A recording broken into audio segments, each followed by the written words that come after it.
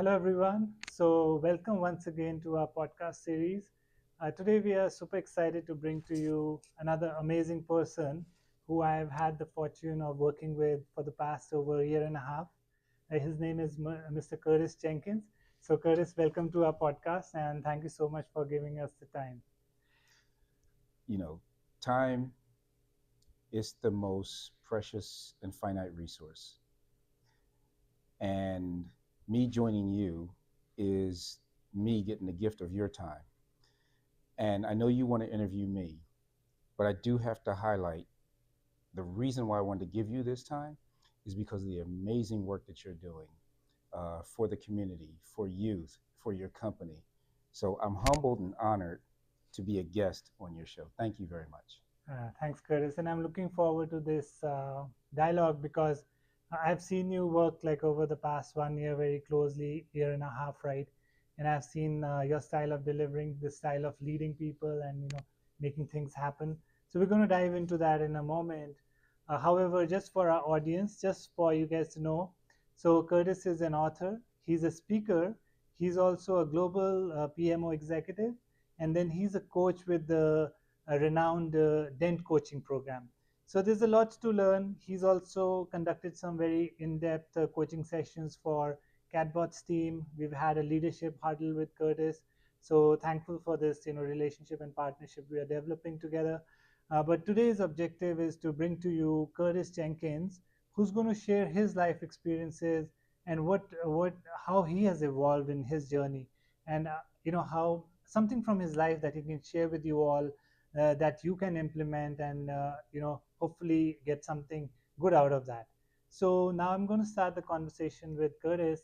And Curtis, the first thing I want to learn from you, which is typically I ask everyone, is tell us about who is Curtis, how he became to be who he is today, and also like what are the key moments of your life that help you become who you are today.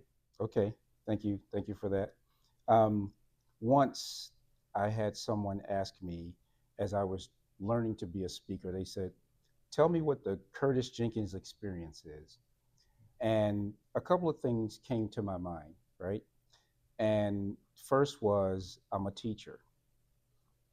And second, I'm a connector. And so if I go back all the way to childhood, Mm-hmm. I was teaching. And how I was teaching was because I was fortunate enough to have learned how to read as a young child. My grandfather used to read Reader's Digest. And I know for those of you in the audience might not be old enough, so you can look it up on Google or ChatGPT on what Reader's Digest is. But it was this 5 by 8 book, and it just had a lot of articles in it. It's just like any other magazine. And he would teach me how to read from that. And what I was able to do was connect some dots there. And the dots that I connected is I used to read to the other younger children in my neighborhood. And in doing so, I would get cookies, cake, and nickels. So you could say early on I was an entrepreneur because I learned how to position myself in a way that gained favor with people who could better my experience. And so as I was growing up throughout my career, I mean, most of my career is in IT, so I was educated in public schools. And throughout my career, I had a challenge around what do I want to be? I wanted to be CEO of some company. And I learned that CEOs typically come through the sales, marketing, and other spaces. But what I really liked was people, and that was that connection and that relationship part. I had the good fortune of a gentleman introducing me to project management. My life changed from that point on. And so once I doubled down on the fact that I'm just going to be a project manager, whatever that is, that's what I became, and that's how I created an identity for myself. I also learned that I can have a project management business, and so I can still be a CEO.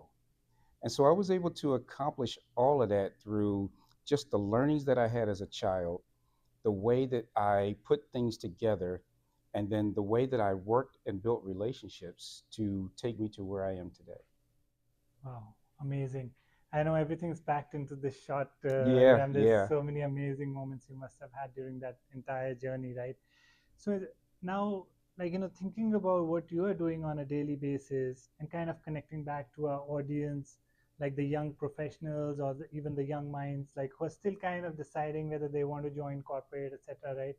So how are you seeing like the current market landscape, and like what are the expectations in terms of you being one of the leaders in such an amazing organization, right? So how do you see, what is your advice to the young professionals, like what they need to do, or some couple of things you want them to keep in mind as they're going through their career journeys? yeah. I would say this: the market and job seeking landscape has changed dramatically from the time that I was growing up. I mean, at the time I was growing up, I could have chose to have a blue collar job because there were factories in the U.S. There's so many factories that no longer exist, and then they went overseas. But now you have robotics that can replace all the human repetitive things. So if you're young and you're looking at what it is that you can do, I think the first thing is you got to really be someone who is a consistent and constant learner, and you have to learn and apply. So many of our younger generation, they don't even have the same opportunities. I Mm, felt sorry even for my own children who can't afford to rent from the childhood home that I still own and rent out mm, because costs have skyrocketed, but mm, wages have stayed stagnant. mm, And so it's a really ultra competitive market. But here's the good news: we have technology now. And when you can harness technology and leverage that as an opportunity to create a career with, I mean, you got influencers and YouTube mm, folks making millions of dollars because they cracked the code. mm, But you take that didn't exist when I was a child or in my career, and you even bring it to working in corporate or mm, being able to build a business. Now is the time where you can actually have a global business mm, and never leave your house. So, one, you have to embrace and learn the technology and you have to keep up with it. But there's some things you can never escape, and that is the ability to negotiate. mm, So, I always encourage people to learn negotiation skills. There's also the ability to get other people to connect with you. That's where psychology comes into play. That's where openness, relationships, all of that never ends. So you mm, have to be a relationship builder no matter mm, what you choose to do, because the machines will not replace the humans as much as people think that they will, right? mm, So I would say get in a rhythm of developing a network and building relationships, and then creating enough of yourself around your education to show and demonstrate your value, because that's what people are buying. They're buying your value. And the more you do that, you'll raise your level of confidence. And confidence actually is more important than mm, competence. mm, And you'll learn that as you go through your career. People want you to be confident. They need mm, your confidence for them to be confident. mm. So that's what I would tell young people to do. That is so true. I think what you're sharing, and it kind of connects back to the experiences that I'm kind of going through myself, like in terms of the people who we are getting into our Yeah, organizations and the people who are serving our customers. It's ultimately about how best you can connect the dots in that's the right. current context and be able to deliver and get things done. Yeah, The other point I really liked what you're sharing is that, hey, we have a whole lot of new paradigm or new technologies that we're talking about, but at the same time there's the human side of it, right? that's right. That kind of adds value on top of That's that. right. You can't escape So the human side. yeah, we can't skip that. So really amazing advice there. Also connecting back to Reader's Digest and all the good Hollywood stuff, like when as a kid I've grown up with that, Yeah. and I still remember my Reader's Digest when I used to go to the library, Okay. and there's some interesting quotes and things like that. So at least some of the common kind of things there, right? So now coming back to Curtis, like in terms of you're also an author and you've written this amazing book, and you're continuously like out there on LinkedIn, sharing every day. You're sharing ideas. what's motivating you, and what is in this book? What would you like? Are you summarizing all the good stuff for job seekers and things like that? So Yeah. what's that about? Yeah. So let me, this is a long answer. Um, but I was motivated first by five people coming to me and asking me to mentor them to write a book. Okay. Now, I had already written two books, Uh-huh. right? And so why did I write the first book? And I'll come back to that story. I wrote the first book because a friend of mine asked me when I lost my job in 2002, I created a system to Mm-hmm. find my next job and to stay employed, where I say, I don't look for jobs anymore, jobs look for me. And I helped so many people. He said, look, I'm about to do mergers and acquisitions, lay off a whole division. Can you bring me your materials to help me help these people with finding a job? And I said, I don't have materials. I had a little bit here and a little bit there. And so I put it all together and said, wait, here's a body of work, right? And so this goes back to me wanting to be a teacher and help others. So I pulled it together, published a book in 2019 called The Only Job Search Book You'll Ever Need. Mm. And that book was using my stories and how I used science, the four P's of marketing, to market myself as a product and to never again look for a job, but to position myself, right, for jobs to look for me. After that book was written, I met with a marketing team, and this marketing team said, hey, Curtis, talk to me about this. So I thought I was writing the next book on career ascension. And they had me tell stories about my entrepreneur friends Mm-hmm. and again helping people, right? And learning to take my project management background and build. And I said, hey, are we going to write the book on career ascension? They said, no, we're going to write the book on how you helped your companies grow. And then I'm coaching and all this other stuff. So that's when vision to reality, stop working, start living came about, because most of the entrepreneurs that I knew and that I came across spent all their time just being entrepreneurs, unable to spend time with families, not having enough systems in place to be able to get the right people in place, not having a strategic plan. Mm-hmm. And so I put all that together in that book, in Vision to Reality. And that's when I came up with what I call the Vision to Reality series. And my podcast is called Vision to Reality. Cool. So when the five people approached me about writing another book, I don't have time to coach five people to write a book, but once a month we can meet, book club. So we've been doing this since January, right? Nice. And the goal, but the promise was you have to write a 10 chapter book in order for me to coach you.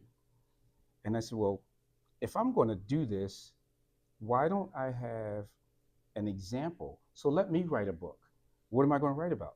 How about my book from 2019 and job search changed so much because of remote work, Mm-hmm. because of COVID, because of AI, because of DE&I attacks, and now this got this new thing, job hugging, right? Nobody Uh-huh. wants to leave their jobs because the market is rough. And so that's the next book that I'm writing, and I'm bringing it under the Vision to Reality series. Mm. And this book is a bold roadmap to thrive in the age of AI, remote work, and career reinvention. And it will be coming out at the end of this year or the beginning of next year. Wow. So, I mean, the cool thing is that, you're keeping it real, you're keeping it very relevant and current. Yeah. So it's not just like something, related to the old paradigm or old things that were going on. So thanks for doing that. I'm sure it's going to help people. So coming back to now, like, you're sharing about, and, what I like about the way you execute things, you're making the things real in the sense, like, they're challenging projects and they're challenging situations, but you're always like taking a very, very objective look at things and see like how we can solve this in this situation Yeah. and who are the people we need to bring, right? So I'm sure, like, there's some of those things you're sharing in your books as well. But now coming back to like in terms of your day-to-day activities, Curtis, that you're doing, right? Uh, how do you how does Curtis think through problems and solve the problems? Is there something you can share with our audience that could help them kind of learn some of that? Like at such a senior level, you're doing it for so many multiple programs and things like that. So would you like to share anything around that? Yeah. So let me first talk about my leadership style. My leadership style has three parts to it: protection, correction, and direction. The most important thing for anybody that I work with, I don't care what level that you are, is to feel safe and psychologically safe, Mm-hmm. because I need you engaged to be the best you that you can be.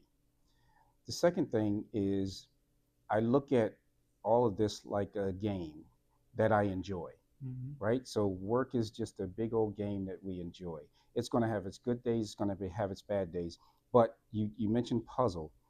There are so many factors that come together with people that we can create great things, Mm-hmm. but everybody needs to do their parts. And so you have to make it so that everybody is able to be their best. Yeah. And so my day to day job is about the decisions that have to be made so that people can do their best. But if I even take it back further from that, you know, I'm the king of the whiteboards. Mm-hmm. My office has what, a whiteboard on the wall, a whiteboard on the floor, a standing whiteboard that's two sides, and an electronic whiteboard. And so, why is that? I'm very visual, and when I come up with ideas, everything you've ever heard me talk about, invent, create, started from me drawing boxes, writing words, Mm-hmm. and connecting dots. I need to connect the dots for myself first. Mm-hmm. And then as I take these ideas, I'm able to articulate them in a way that Mm-hmm. allows me to influence others to join me because they can see the Mm-hmm. end. That's why I trademarked the art and science of vision to reality. Nice. Because if you think about where we are, everywhere we sit, this table, your chair, somebody thought about this first Right, right. before they designed it and before they built it. Yeah. And that's what I love about everything that I see. And so I bring it all together, and that's where I make myself the true essence of being a project manager, right? Getting Right. that art and science of vision to reality, but then the teacher, because now I can share it with others. No, that's amazing, Curtis. Like, how you're bringing the clarity of thought Mm-hmm. in terms of the whiteboarding. And I've seen that also like in real life, right? That how you're able to provide the direction and able to kind of bring things together. So that's, I think, very practical advice you're giving in terms of, hey, strategize, make sure you have the right kind of thought process or kind of design thinking in place in order for you to execute, right?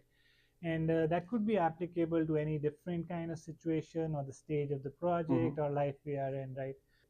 Now, so maybe towards the end, if there's any piece of advice you would like to leave for our audience, especially the young people, like maybe the top 2 to 3 things that they should take away from your life, or anything at this point you think is relevant that you want to share with them, that would be like really amazing if you can share any 2 to 3 things. Got it.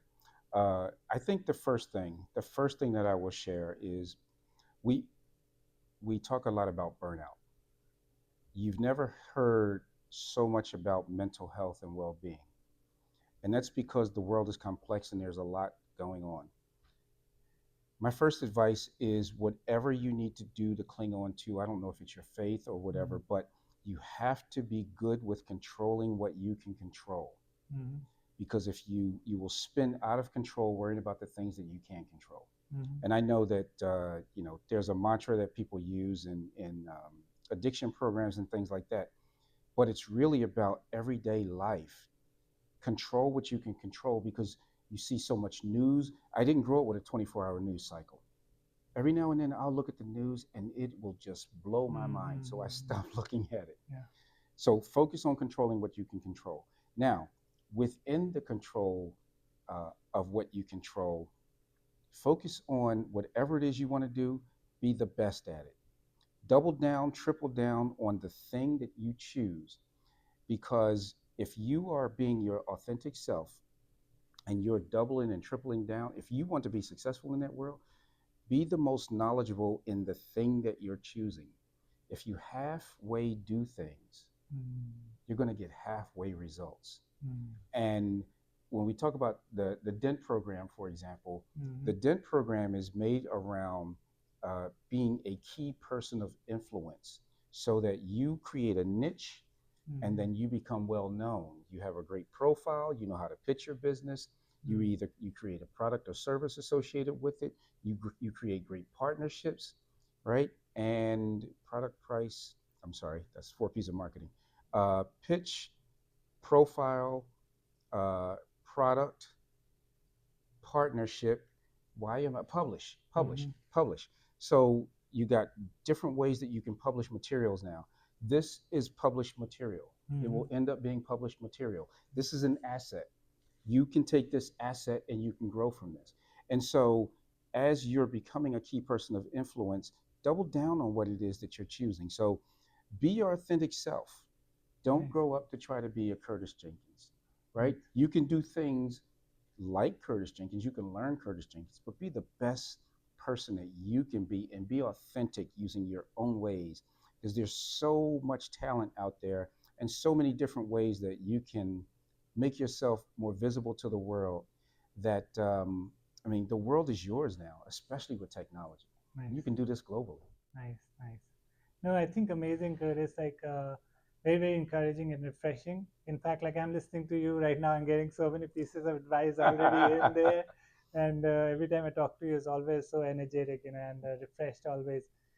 Main things I took away from the conversation as a child, how you have grown, being this passionate person, and I think it's all about like you've made intentional causes one after Yes. the other, and I think you've been like very much focused person, Yep. and also throughout your journey, you've always had a bit of attitude to never give up and continue to go through that, and also staying very relevant to the current, right, and clearing out your head. That's right. Hey, let's make sure we are focusing on the right things. So I think it's really amazing, and I wish you very best with your own franchisee, curtisjenkins.com, and also bring a positive change to the youth. There's so much of that needed, Curtis. And thank you for doing this today. I'm so glad I again, met with you in person and came all the way. But thank you so much, and I look forward to Yes, sir. talking to you soon. Yes, Thank sir. you so Thank much. you. Thanks for having me. Thanks. Bye, guys. We'll talk to you soon, and thank you so much for listening to us.